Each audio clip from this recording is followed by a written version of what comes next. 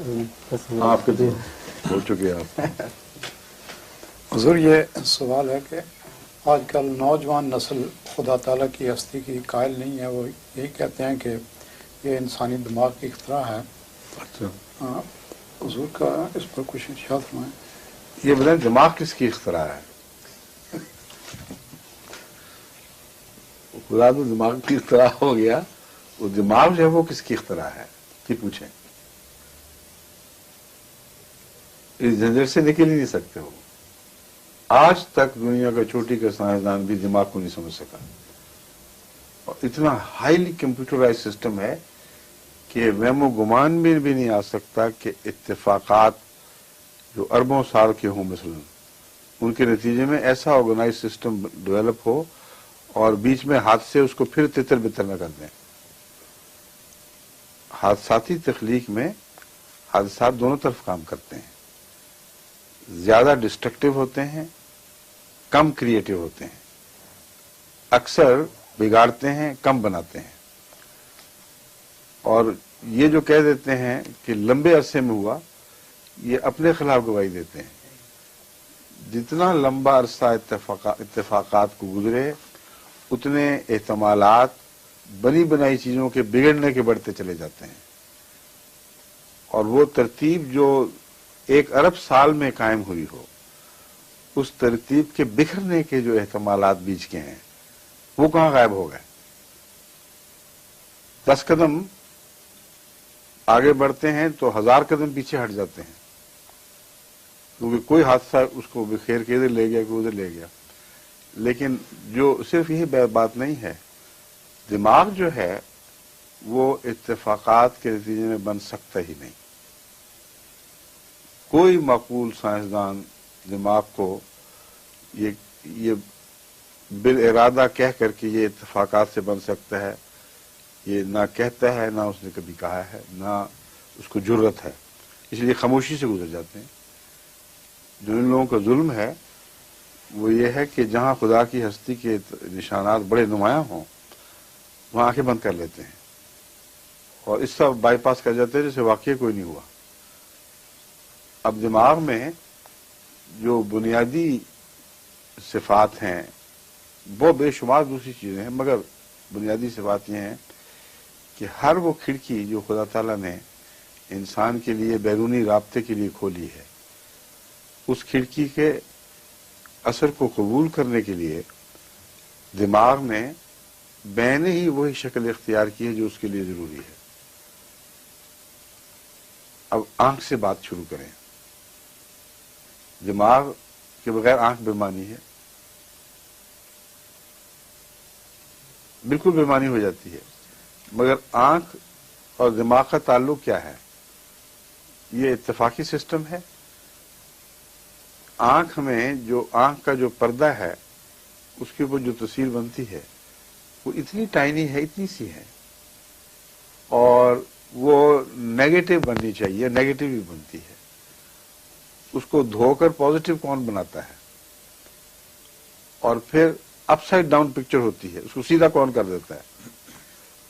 اور وہ پلسز جا رہی ہیں دماغ کے اندر، وہ تصویر پہنچ ہی نہیں رہی. تصویر کا پردہ تصویر کو روک دیتا ہے سامنے سے. پیچھے جو پیغام جا رہا ہے وہ تو صرف تحرکات ہیں، صرف یوں ہلکی ہلکی جنبشیں ہیں بجلی کی، اور ان کا ریڈ کرنا پیچھے، اور ریڈ کر کے اس کو امیڈیٹلی پازیٹو شکل دے دینا، اور پھر اتنا بڑھا دینا کہ کوئی آج تک کیمرہ ایسا ایجاد ہو ہی نہیں سکا دنیا میں. جو یہ دماغ لیے پھرتا ہے شخص جو اس نے آپ سے بات کی ہے، اس کو کہو کہ صرف یہ مسئلہ حل کر دے. کوئی ایسا کیمرہ بنا تو دکھاؤ جو آٹومیٹیکلی فلم کو پازیٹو کرے اور پھر اس کو صاف کر دے اگلی تصویر کے لیے. میں ان کو دیکھ رہا ہوں، ان کو دیکھا، ان کو دیکھا، ان کو دیکھا، اور پہلی تصویر کو محفوظ بھی کر لے. جو پہلی تصویر ہے وہ نظر پھیری ہے، تصویر محفوظ ہو گئی ہے. بعض دفعہ 100 سال کے بعد بھی بچپن کی وہ یاد رہتی ہے بعض لوگوں کو جو لمبی عمر پاتے ہیں. وہ تصویر آئی گزر گئی، وہ محفوظ کرنے کا جو سسٹم ہے، اسٹیکنگ سسٹم، وہ اتنا زیادہ ہے کہ اربوں، بلا شبہ اربوں تصویریں ہیں جو ٹکڑوں میں کاٹی جا سکتی ہیں، جو دماغ نے اپنی اپنی جگہ پہ اسٹیک کی ہوئی ہیں اور وہ مٹتی نہیں، اور وہ یو کین ریکال. آپ لائبریری میں جا کے نکالیں جہاں اربوں کتابیں ہوں، جاتے نکال کے دکھائیں کتاب تو وہ فوراً ریکال کرتی ہے اور انٹر کنیکٹڈ ہیں. یہ دماغ کس طرح ایوالو ہوا، یہ سوال ہے. کون سے ڈاروینین لاز ہیں جنہوں نے یہ دماغ پیدا کیا ہے؟ اور ڈاروینین لاز تو اتنے کروڑ ہیں کہ سردی کے نتیجے میں کچھ مر گئے جن کی جلدوں اون سے خالی تھی، گرمی کے نتیجے میں کچھ مر گئے جن کی جلدوں کی اون زیادہ تھی، اور اس طرح سلیکٹو ہوتے رہے، نیچرل سلیکشن. خوراک کم ہوئی تو جو لوگ زیادہ طاقتور تھے وہ کھا کے بچ گئے اور جو کمزور تھے وہ مارے گئے. یہ جو ہے نا سروائیول آف دا فٹسٹ. دو چار محاورے بنے ہوئے ٹکسالی کے، اور یہ سائنٹسٹ جب ان کو استعمال کرتے ہیں تو انہیں حیرت ہوتی ہے ان کی اندھے پن پہ. صرف ان کے پیچھے چھپے ہوئے ہیں. یہ اپنی باتوں میں معقولیت دکھانے کی خاطر انہوں نے محاورے گھڑ لیے ہیں اور ان کی اسکرین کے پیچھے چھپے ہوئے. ان کو پتا ہے کہ اگر یہ محاوروں کی اسکرین اتارو گے تو اندر سے کچھ بھی نہیں نکلنا، کیونکہ جو ان کا سیلولر ڈیولپمنٹ کا سسٹم ہے اس کا بیرونی اثرات سے تعلق ہی کوئی نہیں. بیرونی اثرات جو ہیں، سردی ہو، گرمی ہو، بلا ہو، اس کے نتیجے میں جو انسانی سیلز کے وہ کروموسومز ہیں یا ڈی این اے اور آر این اے ہے، ان کی تبدیلیوں کا تعلق ہی کوئی نہیں. وہ نظام ہی الگ ہے. مناسب حال چیزیں پیدا کرنا اور ایسی تخلیق میں اضافے ہوتے چلے جانا کہ جو موسموں کے حوالے سے، وقت کے حوالے سے اپنے آپ کو اڈاپٹ کرتی چلی جائیں. یہ کون سا نیچرل سلیکشن کا قانون ہے؟ میوٹیشن کہہ دیتے ہیں بہانہ بنا کر کہ میوٹیشن کا مطلب ہے آہستہ آہستہ، تو کہتے ہیں ناممکن ہے، یہ ہو ہی نہیں سکتا. میوٹیشن ہے کوئی چیز اچانک کسی طرح چھلانگ مار دیتی ہے. تو ایک جانور جب تبدیلیوں کی ایک چھلانگ لگا دیتا ہے اتفاقاً، تو ایک ڈائریکشن میں آگے قدم بڑھ گیا. دو چار چھلانگیں ہوں تو اسپیشیز بدل گئیں، ٹھیک ہے، لیکن جو چھلانگیں ادھر لگا سکتا ہے وہ اتفاق ادھر کیوں نہیں لگاتا، دائیں کیوں نہیں لگاتا، بائیں کیوں نہیں لگاتا؟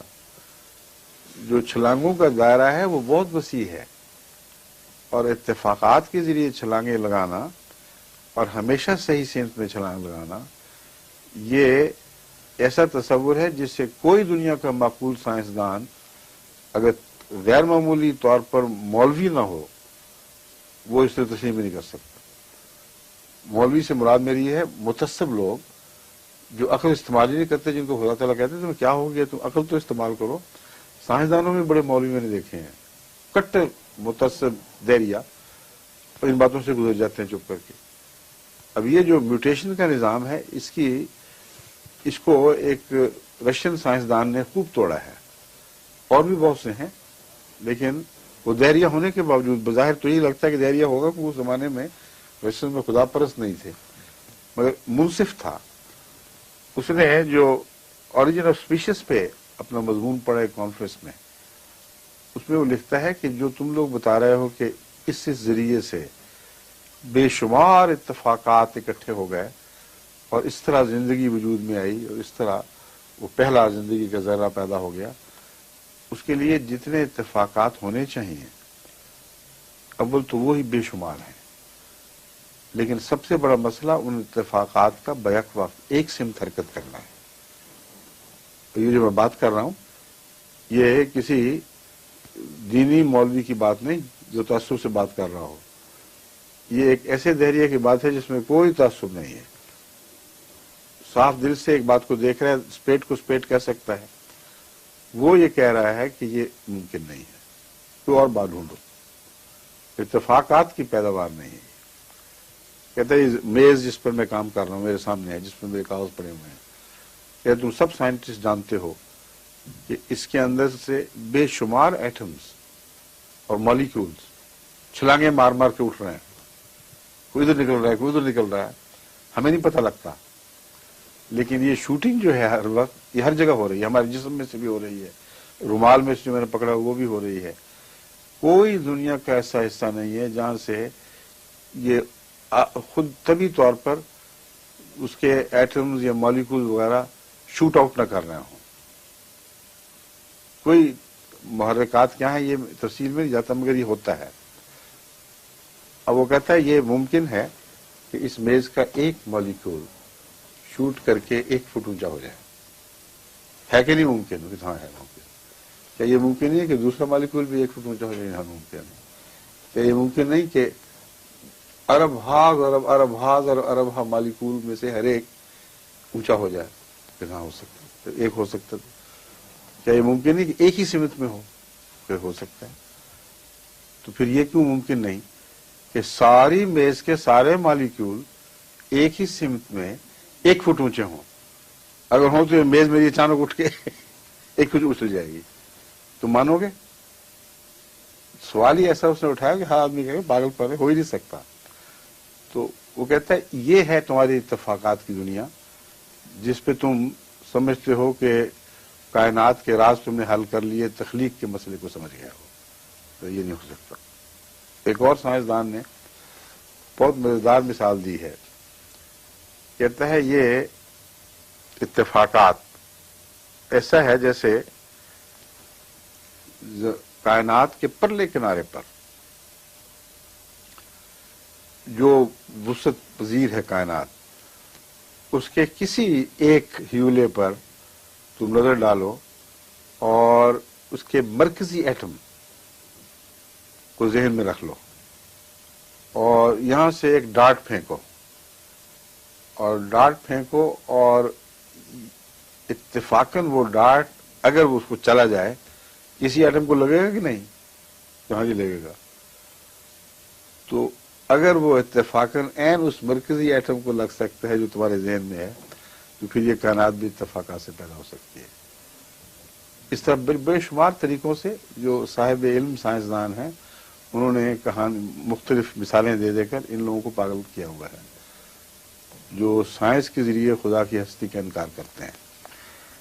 اسی طرح حضرت امام ابو حنیفہ کی مثال ہے۔ یہ طرز فکر جو ہے یہ دراصل حضرت امام ابو حنیفہ کی بھی تھی۔ وہ فقیہ تھے نا، اس لیے بہت باریک بین تھے، اور فقیہ کی نظر سائنٹسٹ نظر ہوتی ہے، ورنہ وہ اچھا فقیہ بن ہی نہیں سکتا۔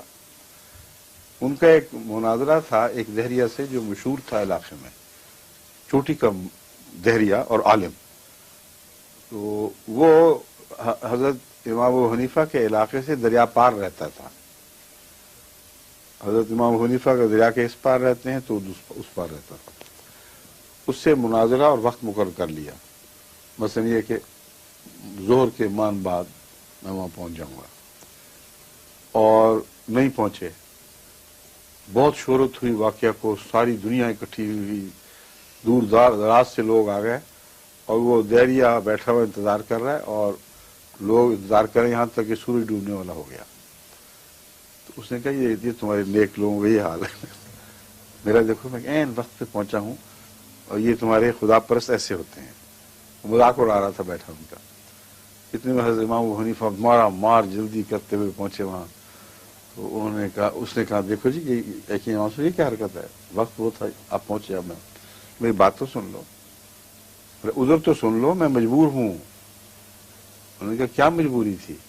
اس نے کہا جب میں وہاں پہنچا ہوں دریا کے کنارے تو جو کشتی ایک ہی چلتی تھی وہ چل پڑی تھی، اور میرے پاس کوئی ذریعہ نہیں تھا دریا پار کرنے کا، کہ اتنے میں نے دیکھا اتنی تیز آندھی چلی ہے کہ درخت اکھڑے ہیں، اور درخت اکھڑے ہیں تو پھر کسی جگہ سے کوئی ورکشاپ بھی اکھڑی ہے، اور آرے جو تھے وہ ہوا کے زور سے عین درختوں پر چلنے لگے، اور کسی آرے نے آڑا کاٹا، کسی نے ترچھا کاٹا، اور وہ تختے بننے شروع ہو گئے۔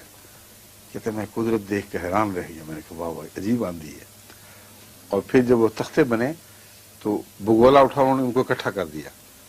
इतने में मैंने देखा कि कीलों की बारिश शुरू हो गई। किसी जगह कीलों का ढेर था लोहार का, और पीछे पीछे हथौड़े आ गए, और वो हथौड़े चले हैं और उन्होंने उनको तख्तों को बांध दिया। इतने में देखते देखते कश्ती बन गई। मैंने कहा अब मजीद इंतजार ठीक नहीं। चप्पू भी साथ ही बन चुके थे कि मैं रो करके तुम्हें यहां पहुंच गया हूं। उसने कहा झूठ बोलते हो तो तुम मान सकते हो ये बात? मैंने कहा ये नहीं मान सकते, ये मान सकते हो कि सारी कायनात थी, तुम्हारी आंखें, तुम्हारा नाक, तुम्हारे कान, तुम्हारा दिमाग, ये सब इसी तरह इत्तेफाक से हो गए। तो बहुत बड़े इत्तेफाकात हैं जो तुम मानते हो। ये तो मामूली कश्ती क्या चीज है।